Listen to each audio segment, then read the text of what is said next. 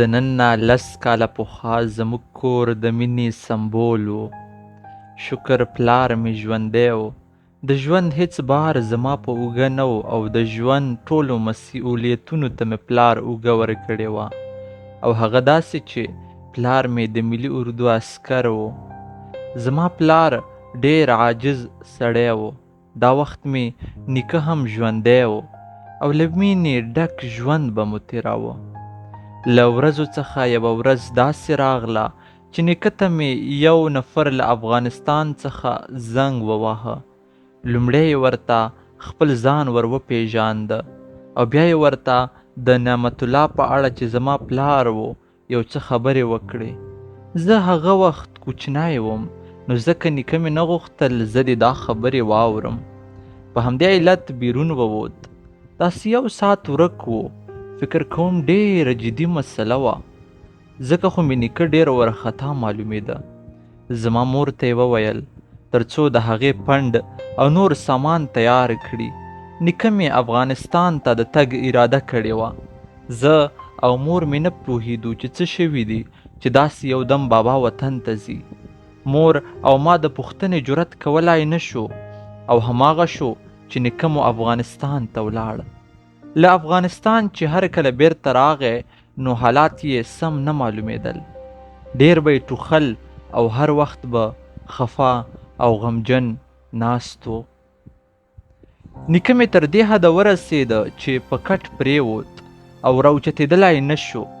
زما مور ترې وپوښتل بابا څه خبره شوې ده چې دا څو ورځې د بیخي حالات خراب دي او افغانستان ته ولې تللی وې؟ د بابا تر سترګو مې اوښکې روانې شوې. دا چې سترګې یې لمدې وې نو ما او مور ته یې هم ژړا راوسته.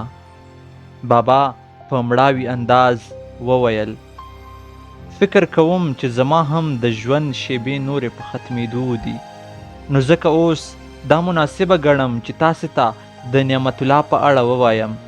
مور مې د بابا خبرو ته ځیر شوه. ما ته هم دا خبره اهمه ښکاره شوه او راتلونکې خبرې ته یې په تمه شوم. بابا وویل نعمت الله دې الله تعالی وبخي.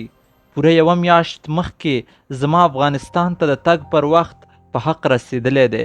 قبر یې د چپرهار په لویه هدیره کې دی. په ژړا کې یې وویل نعمت الله نور زموږ تر منځ نشته. مور 2 قدمه شاته واخیستل او راوغورځېده. بابا وویل هله ساحله ورشه لږې اوبه راوړه. د مور په مخ مې یو څه اوبه وشیندلې. رابیداره شوه. دا ورځ نو ما او مور ته مې د قیامت تر ورځې کمه نه وه. ټوله ورځ ژړا ویر او خفګان و. څو ورځو کې مې بابا هم خپل روح حق ته وسپاره. د مرګ پر وخت مې بابا وویل زویه د خپل پلار نعمت الله غچ ضرور له دې طالبانو څخه واخله. دوی ته د دې معلومات نشته چې یو انسان څومره په سختۍ سره رالویږي، څومره سختي ورسره تیریږي او د یو زوی لپاره پلاران څومره ستړي تیروي. زما زوی خو څه کافر نه و خو خپلو بچو ته یې نفقه پیدا کوله. آخر د هغې ګناه څه وه؟ بابا مې راته همدا وویل او نور یې روح د حق پر لور والوت. خپلو خپلوانو د بابا مړی تر افغانستانه ورساوه او هملته یې د خپل زوی په خوا کې خاورو ته وسپاره. مور مې د غمونو په دریاب کې ډوبه شوه. هر وخت به په سوچونو کې تللې وه. بس یو ځای به یې سر ایښی و او فکرونه به یې کول. اکثر به یې سترګې نمجنې وې. له ورایه معلومېده چې ژړېدلې ده. دې حالت په لیدلو به ما ته سخته غوسه راتله. ولې چې مور مې ژاړي، فریاد کوي او زه د هیڅ کار هم نه یم.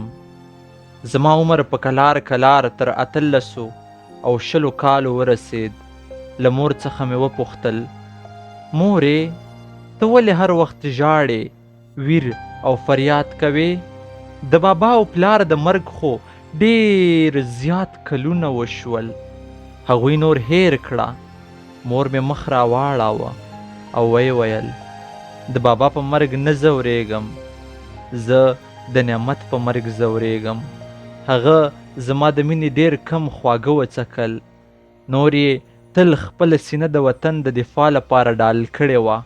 ما به ورته ویل چې په پاکستان کې ډېر کاروبارونه دي، مګر هغې نه منله او بیا به هم هر وخت افغانستان ته د جنگ لپاره ته. او بابا دې یو وخت راته پټ ویلي وو چې له نعمت څخه یې دواړه پښې غوڅې کړې وې او په یو شاړ غار کې یې غورځولی و. نعمت یې داسې نه و وژلی چې په یوه ګولۍ یې وژلی وي. نعمت لولګې ډېرې وینې تویېدو او تندې د لاسه مړ شوی و. زه نه پوهېږم چې په نعمت به څومره سخته تېره شوې وي او هغې به له ځانه سره په هغه غر کې څه سوچونه وهلي وي. څومره ګیلې به یې له خدایه کړي وي، څومره به یې له درده ژړلي وي. هغه ځوان چې باید د ورځې کار کولی او د شپې له خوا یې د خپلې لیلا په غېږه کې سر ایښی وای، هغه ځوان د داسې مرګ میلمه شو چې د تندې، لوږې او ډېرې وینې تویېدو له لاسه ووژل شو. د مور د دې خبرو په اورېدو سره مې چې خپلو سترګو ته ګوتې یوړې نو کنډ کنډ اوښکې پکې پرتې وې. زما نوره حوصله ونه شوه او د کور څخه مې د خپل نیکه ټوپک راواخیست. لومړی مې پاک کړ او بیا مې په یوه ټوټه کې وتاړه. مور مې راته جولۍ ونیوه. خدای ته وګوره ساحله، په دې ضد کې خو د پلار هم سر وخوړ. زه له تا څخه بغیر بله هېڅ کومه اسره نه لرم. ته ښه پوهېږې افغانستان د مرګونو ځای دی، هلته چې هر سړی ولاړ شي بیا یې ژوندی راتګ ګران شي. مورې، زه د خپل پلار د غچ اخیستلو لپاره ځم. دا کوم خلک چې نن په وطن کې حاکمان دي دوی ټول له وطنه شړم او د خپل پلار غچ ورځینې اخلم. مور مې کړل. ساحله، ستا په پلار باندې ته نه پوهېږې چې خپل پلار څومره خواري کړې وه او څومره په خوارۍ یې رالوی کړی و. د یو انسان تر شا په لکونو او زرونو ارمانونه وي. زه منم چې که ته د خپل پلار غچ واخلې نو ستا ټټر به یخ شي، مګر یوه بله کورنۍ به هم لکه زموږ په شان د غم په ټغر کښېنوي. هغوی به هم بیا د خپل نعمت الله لپاره ټول عمر جړیږي او په اړه به یې سوچونه وهي.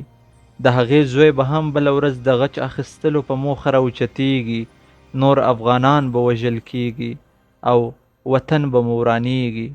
اسلام دین موږ ته دا وایي چې چا در سره بد وکړل تاسې ورسره ښه وکړئ، تر څو د بدو کوونکی په خپلو بدو پښیمانه شي. زما زړه نه منله او د مور د دومره خبرو سربیره هم مې غوښتل تر څو افغانستان ته ولاړ شم. خپل ټول سامان آلات مې راوچت کړل او افغانستان ته راغلم. دلته اسلامي نظام حاکم و. زه تر ټولو اول خپل کلي ته ولاړم. په کلي کې مې خلکو ډېر درناوی وکړ. 2 شپې مې د خپلې ترور کره وکړې. په 3مه شپه مې ترور ته مور یو څو میسیجونه د چا په موبایل را استولي وو او پکې یې ویلي وو: سلام میمونې، زما دا میسیجونه ساحل ته ورسوه. ساحله زویه، نیکه دې ماته یو خط را کړی و، ویل یې چې دا یو خفیه خط دی او باید صرف زرغونه یې ولولي. نیکه دې هم هغه خط لوستلی نه و او هغه خط چې ما ولوست نو د کور په انګړ کې مې خښ کړ.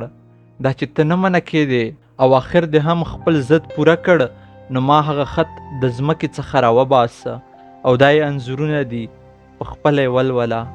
د خط انځور باندې مې کلیک وکړ خو د افغانستان نیټ و. یو څه وخت یې غوښته تر څو ډاونلوډ شي. صبر مې وکړ، انځور ډاونلوډ شو. پلار مې په دې خط کې لیکلی و: دا خط یوازې د زرغونې لپاره لیکم او نور دې هیڅوک هم نه لولي. زه نعمت الله یم، دلته په ډېر بد حال یم. دقیقه په دقیقه مې له خپې وینې څڅېږي او د مرګ پر لور ورنږدې کېږم. ګرانې زرغونې، په ساحل پام کوه. زه دا خط د دې لپاره لیکم چې تا ته ووایم زه طالبان وژلی نه یم. زه په کندوز کې له طالبانو سره بند وم. طالبان خو چې پوه شول زما کورنۍ په پاکستان کې ماجره ده او دلته د یوې ګولۍ نفقې په ګټلو پسې راغلی یم نو دوی هماغه وخت زما خواخوږي شول. زه له اوله خبر وم چې دوی ما خوشي کوي، خو دوی غوښتل تر څو زه د دښمن په دام وپوهېږم، نو ځکه یې ډېر وخت وساتلم او په آخر کې پوه شوم چې زموږ جګړه په ناحقه او د دوی جګړه په حقه ده. طالبانو ما ته وویل چې موږ به تا خوشي کړو او پر تا په کابل کې ډیر خلک باور لري، نو ته د امریکایانو منځ ته ولاړ شه، ښه قوي جهاد وکړه چې 10 امریکایان دې هم ووژل، نو تر دې غوره او افضل جهاد بل نشته. ما همداسې وکړل او ټول 3-4 کسان مې ووژل. د دې په بدل کې را سره د افغانستان حکومت دا ظلم وکړ او زه دلته په داسې حالت کې پرېښودم. زه په دې حالت هیڅ خفه نه یم، بس چې د حق په لاره کې شهیدېږم، تر دې لوړ مقام نشته. شکر چې د باطل په لاره کې نه یم مړ شوی. هغوی چې په 3 کفارو وژلو باندې خپل مسلمان ورور ته دومره سخته سزا ورکوي، زه نه پوهیږم چې خدای ته به د قیامت په ورځ څه ځواب ورکوي. خدا چې زما افغانان ورونه دي نو ما بخښلي دي. زما د مرګ مدعي هیڅوک هم نه دی، بس د خدای به داسې خوښه وه چې زه دې په داسې مرګ مړ شم. په ساحل پام کوه او ښوونځی هم پرې ووایه. داسې نشي چې سبا بیا زما په څیر د کافرو په خوا کې د پیسو لپاره د خپل مسلمان ورور سره جنګیږي. نورو ټولو خلکو ته هم دا پیغام ورسوئ چې ټول تعلیم وکړئ او خپل هیواد په پښو ودروئ. والسلام. ستا نعمت. د سترګو اوښکې مې پاکې کړې، په دې لیک سره مې زړه ایله ځای ته ورغی. ما په پاکستان کې طب لوستی و، مور مې هم افغانستان ته راوسته. دلته افغانستان کې مې د 3 میاشتې په دفتر کې کار شروع کړ. یو درملتون مې هم د کور په خوا کې پرانیسته. د ننګرهار په ښار کې مې یو کوچنی کور په پیسو واخیست او اوس شکر ننګرهار ښار کې اوسېږم او خپلو هیوادوالو ته د زړه له تله خدمت کوم. پای.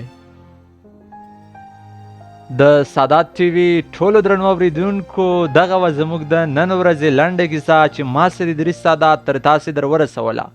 هیله ده چې د خوښې وړ مو ګرځېدلې وي، تر څو پورې چې زه د بلې لنډې کیسې لپاره ستاسې درنه حضور ته راځم. تر هغې پورې مو په لوی خدای سپارم.